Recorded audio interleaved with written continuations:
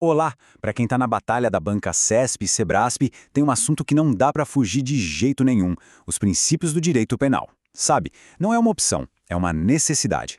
É um dos temas que mais caem e é exatamente isso que a gente vai desvendar hoje, com foco total no que a prova realmente exige para garantir aqueles pontos cruciais.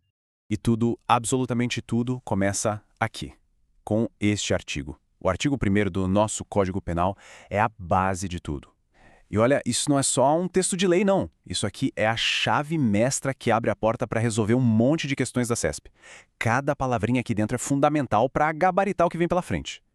Bom, nosso caminho já está traçado. A gente parte do princípio central, encara dois desafios com questões reais sobre medidas provisórias e analogia. Depois, decodifica outros conceitos importantes e, claro, termina com o foco total na nomeação. Vamos nessa? Então, o nosso ponto de partida é inegociável: o princípio da legalidade. Para a CESP, não adianta só saber o nome, viu? É preciso dominar os detalhes, os desdobramentos, porque é exatamente aí que a banca gosta de criar aquelas pegadinhas para testar quem está realmente preparado. E o primeiro desafio já vem com uma questão real de concurso, sabe? É aquele tipo de pergunta que separa quem entende o princípio da legalidade de verdade, então muita atenção agora. Vamos lá, uma questão clássica que caiu numa prova da PRF. A situação é a seguinte: imagina a cena. Um presidente, diante de um caso super relevante e urgente, edita uma medida provisória para deixar a pena de um crime mais pesada. A pergunta é clara: isso pode, está certo ou errado? E a resposta correta é... errado. Isso mesmo, quem marcou errado está no caminho certo. E para quem ficou na dúvida, não se preocupa, a explicação que vem agora vai garantir que esse ponto nunca mais seja um problema.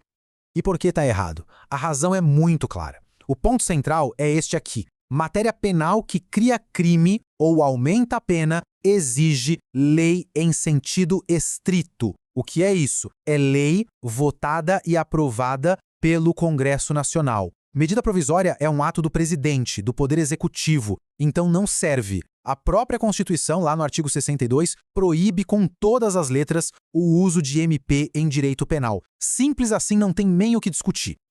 O que a gente acabou de ver na prática é este conceito aqui, fundamental: o princípio da reserva legal.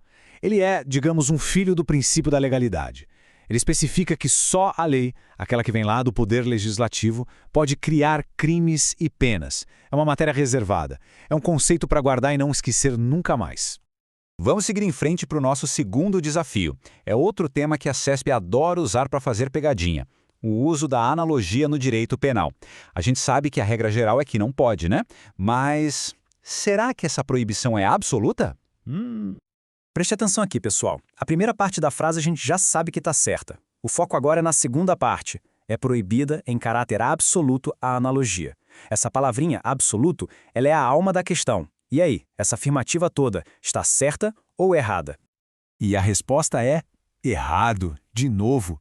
Entender o porquê disso é dar mais um passo gigante na preparação para a prova.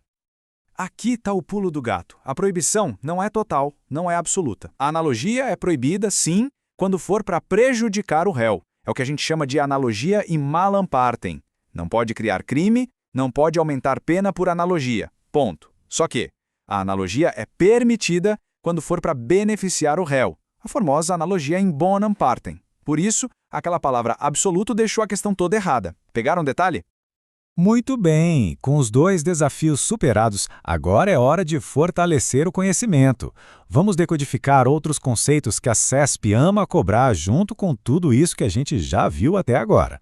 Olha só, voltamos para o nosso ponto de partida, o artigo 1º. A questão afirma que essa frase famosa carrega dois princípios, o da reserva legal e o da anterioridade. Essa interpretação está correta? É certo ou errado? Certíssimo! Essa é uma análise clássica, que todo mundo que estuda para concurso precisa ter na ponta da língua. E aqui a gente consegue ver a diferença de forma muito clara. Quando o artigo fala sem lei, ele está se referindo ao princípio da reserva legal que a gente já viu. E quando ele fala lei anterior, aí ele aponta para o princípio da anterioridade. Ou seja, a lei penal tem que existir antes do fato acontecer. Ela não pode voltar no tempo para prejudicar ninguém. Agora, outro ponto muito importante: como é que o Brasil diferencia um crime de uma contravenção?